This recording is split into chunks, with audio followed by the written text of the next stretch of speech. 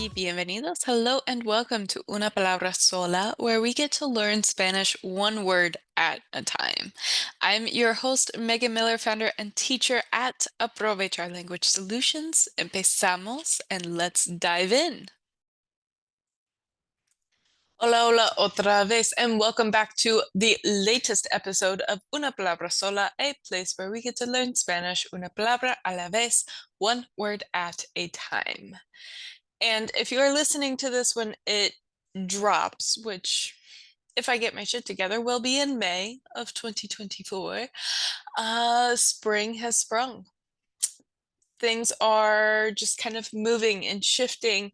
Quite honestly, things have been uptight, and just working within the education realm. I feel like a lot of teachers start to lose their shit around May. The stress is building, the countdowns have begun for summer, and it's a lot of stress, and they're just kind of all walking around just like little rubber band balls. Myself kind of included in that. So as I was thinking about how to handle this kind of stress and shift and change and all of that, there I think there's no better way to handle that stress than to laugh. Personally, I love stand-up comedy.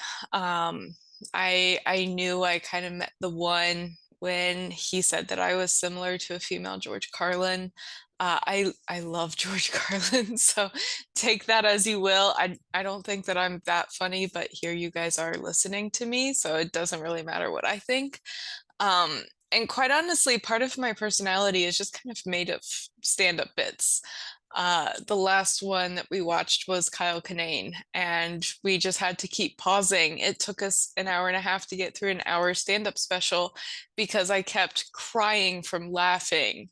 I just needed all of the Kleenex because there were just so much waterworks going on with laughing. And laughter is it's a great little stress reliever. It's a great distraction, and it's also a great unifier, which is why it's always fun to go to things like this in groups. So this word kind of keeps coming up as well in one of my Spanish books, El tiempo entre costuras por Maria Dueñas. Um, Definitely would recommend if it's a big one. So what I've been doing is I have the English version that was gifted to me, and I have the Spanish version. And so I'll read a chapter in Spanish and then I'll reread it in English and make sure that I have the translation right. Because I'm too poor for a teacher right now. So if you, like me, need that little stopgap of some extra practice that is a really interesting thema, Maria Dueñas she spins such a tale. It is so rich. But this word keeps coming up. And yeah, I'm going to stop stalling and just tell you our word is carcajada. It is, first of all, it's fun to say. I haven't said it that much out loud, but it's just fun. Carcajada. It is a noun, es un sustantivo, which means that it is la carcajada. And what this means, it's like loud, kind of cackle or like a guffaw, uh, where you have in El Diccionario de María Moliner, she calls it a risa impetuosa y ruidosa, a loud, impulsive laugh. And it's used very nuancedly. Uh, Tiene un matiz. It has this nuance where it's used literally like reírse carcajadas, which means to laugh loudly. But it can also mean like a little bit of flirting, like just kind of that interaction that you have between humans. I don't think that an AI, at least at this point in time, would have una carcajada. But this is taken from my book. And she, la protagonista, the protagonist, the main character, personaje, is kind of flirting with someone and he's like, oh, ¿quieres saber la verdad? Like, do you want to know the truth? Preguntó con un guiño de fingida complicidad. So it's like with a wink of just pretended complicity. And she was like, sí, por favor. Yo dije, bajando el tono y siguiéndole el juego. So she's just following the game. And he's like, well, pues la verdad es que no lo sé, aclaró con una carcajada. So he's like, oh, well, the truth is, I don't know. And that's a carcajada. So it is that kind of español culto. It como sinónimos, like the closest that we have is la risa, which is laughter. Reír, which is to laugh, reírse de, which is to laugh at or make fun of. Like you can also have like burlarse, una burla, which is kind of like a joke or a mockery, a taunt, if you will. And la risotada, which is like a cackle, a burst of laughter is risotada. So this kind of nuanced understanding of the language. Yes, we can have risa, which is laughter. Carcajada, quite honestly, sounds so much better. And this is that uh, kind of, so we have our base level of understanding of Spanish. This is essentially when you learn other primary colors and you can count to 10 and you know basic feelings. This is like 2 or 3 steps above that. Risa might mean laughter, but carcajada just sounds better because it provides that additional context. And in language, context is king because it not only tells you about the action, there's laughter, but it tells you about the environment in which that action takes place. It's impulsive, it's it's, you know, this loud laughter. People are not trying to behind closed doors or behind their hands. They aren't trying to hide it. It's very much like you're going to a comedy show, you're going to a casino, you're going to some sort of place where you can see and be seen. And this carcajada, this isn't planning to laugh, but this is just when you're flirting and you're having fun and you're interacting with other people. The interesting part, especially with the book and the piece that I just read, is that this takes place during wartime. And Maria Dueñas does a lovely, I wish that there was a better word than lovely. There probably is, but I can't think of it. Lovely point and painting this kind of gray, dismal wartime with this encampment of people that are profiting from it. In Star Wars, in one of the Star Wars, you're you know, the dark forces and the resistance and all of that. You have good versus evil that's fighting, but then they go to that planet and it's like a whole casino where people are selling weapons to both sides. And this is something very similar that's happening in El Tiempo Entre Costuras. With carcajada, it's not a verb that, or sorry, it's not a noun that you would use at a funeral, hopefully, unless it was like a real big celebration of life. It's not something that you would really find in a jail. Carcajada is something that you would find at a party, at a place that has that environment that is conducive to fun and having fun. Similar to la burla or burlarse or la risa, reír, la risotada. Como antónimos, this is where you can think of more of like the wartime, but you can have like grave, serio, sobrio, where you can have something that's serious, it's grave, it's sober.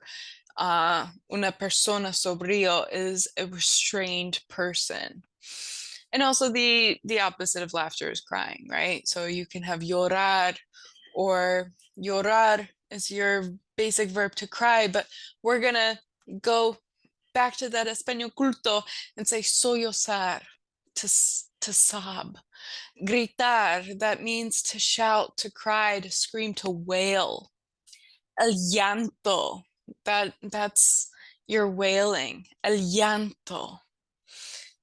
And that goes, llorar might be your bass cry, but then sometimes you need that extra oomph. And similar to risa and carcajada, you have llorar and el llanto, which is that wail. Como acción de carcajearse is the verb to have a carcajada, or reírse a carcajadas, carcajearse. But then el carcajeo is la acción. So that's the action of laughing with a cackle, essentially, to cackle. So carcajada, this is really, first of all, it's just fun to say. I hope that you have said it and repeated it. Carcajada, la carcajada. The etymology, I almost skipped over this because there is really no certain origin of una carcajada. Everything that I have looked for and looked at says that it is onomatopoeic in origin. And onomatopoeic is another fun English word.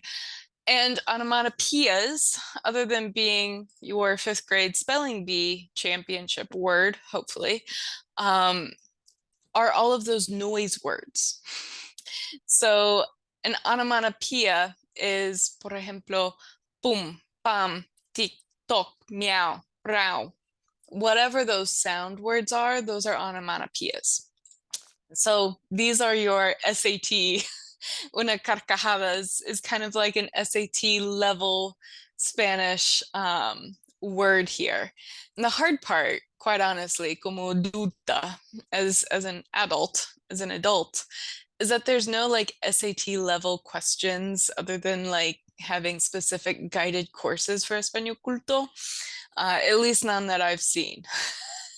It would be very nice if there was like a test prep for Spanish, but you could just purchase without being in school and it didn't cost a whole liver on the black market. But going back to this carcajada and how it tells you more about the environment than just the action that happened. Going back to this idea of context, una carcajada gives you more context to that laughter than simplemente una risa. And it reminds me of an English class that I was recently teaching, and I was teaching the 5 W's: who, what, when, where, why, and how. I was not kidding. I told the class multiple times. I was like, this is la clave. This is the key for understanding literally anything in the universe is who, quién, what, qué, when, cuándo, where, dónde, why, por qué, how, cómo. That context is king in language. And so much of language, when we teach it, it really depends on the context. It depends on the environment. It depends on who you're conversing with. Like, I wish it was just so simple. As simple as saying like, oh, like, tell me how I can explain, I don't know, Social Security to someone outside of the United States. First of all, I don't think I can explain Social Security to someone within the United States. Outside of that, that's a whole other thing. I'm like, okay, what's fact? What's bias? Who, what, when, where, why, how? And when you find these answers, you can find the context and present your findings, essentially. When we start learning a language, it goes from this transactional relationship, dime, como, cuando, dame, like, tell me, give me, this is what I have, and this is what I'm going to give you. This is what I need, this is what I'm going to give and take, transaction. It goes from this transaction to a relationship, to what I like to call is like a fireside chat. Like, tell me more. What do you think? How do you think? How do you relate with the world? How do you perceive? this thing? How do I perceive this thing? Um, it goes from this kind of fluorescent light moment, either in a classroom or at a supermarket or something, this transaction, to more of your firelight or your candle light. Because when we turn off all of our electric lights and we just have our natural light of sun, fire, etc., people relate differently. They're more deep. We relate, I think, on a deeper level with each other than when we do just out and about in the world, just bumbling around from one point to another, similar to the large ass carpenter bees that are around here. They just kind of bounce off and ping pong off of my window because they don't understand what glass is. So this carcajada, this SAT word of Spanish, this impulsive, just laughter that's based on the interaction that has so many hints about the environment in which it is performed. It also kind of reminds me of going back to this idea that you'll grow as much as your environment.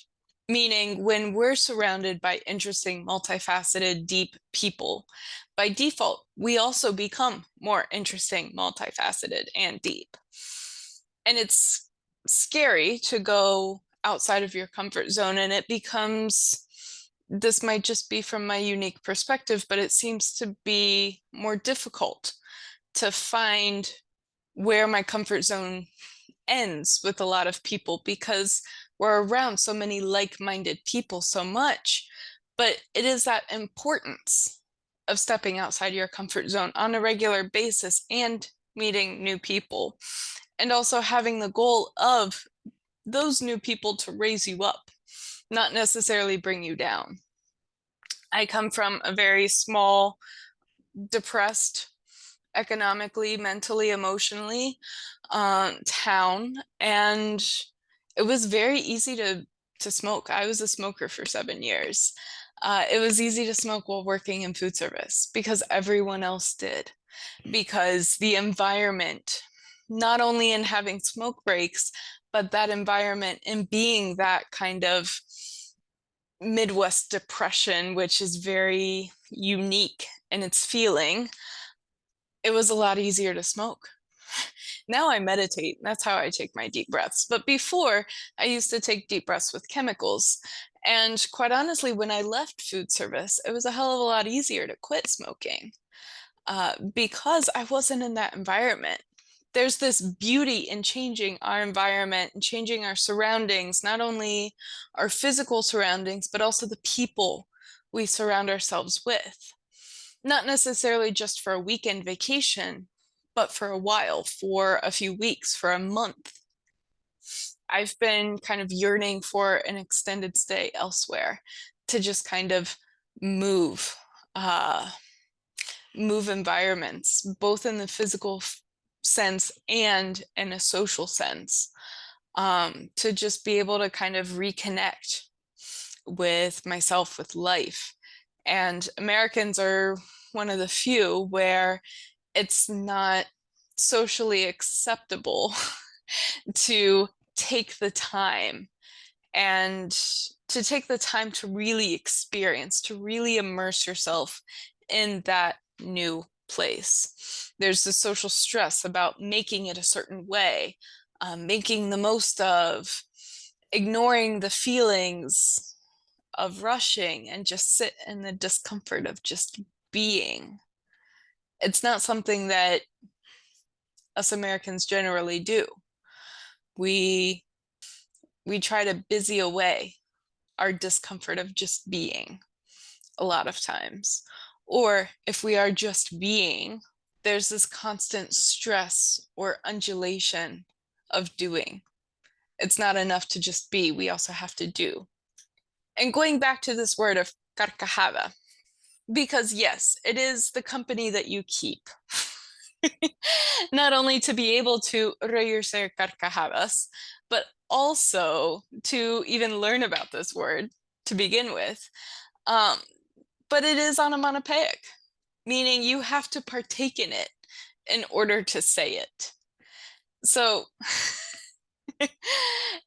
it's one of those words, it's not like cheese. Like if I think about cheese before taking a photo, it's never made sense. But I love the words, especially in Spanish, that you have to smile when you say them, like la risa or sonrisa. You have to smile when you say smile with sonrisa. And with carcajada, you do have to partake in it. It's finding your own ritmo. It's 4 syllables, carcajada, and you can just play with it. It's one of those playful culto words a little bit. And the last thing about la carcajada is that it is impulsive. It's a personal goal to make sure that I laugh at least once a day. And it is a goal that I would definitely recommend other people having because life can be serious. There can be grief, there can be mourning, there can be events. But if you aren't laughing and you aren't enjoying, you aren't disfrutando life, what are you trying to do with it? Like there's only so much time that we can go through in this plodding, head down, doing world. And I think about those folks that just live for the weekend and they hate the week. Well, they're hating the majority of their time on this earth. We spend an inordinate amount of time working and making a living. It's good to laugh once in a while as you're doing that and outside of that. And having that impulsive carcajada, that impulsive chuckle or guffaw or just cackle. It just brings us back to, quite honestly, what I think is the chispa, the spark in our soul of having something that is enjoyable and is meant to be enjoyed. And honestamente, quite honestly, it's always easier to laugh in a group. No one wants to be that person that's just watching stand up on the train and laughing. But I also have been that person, and it is still very enjoyable.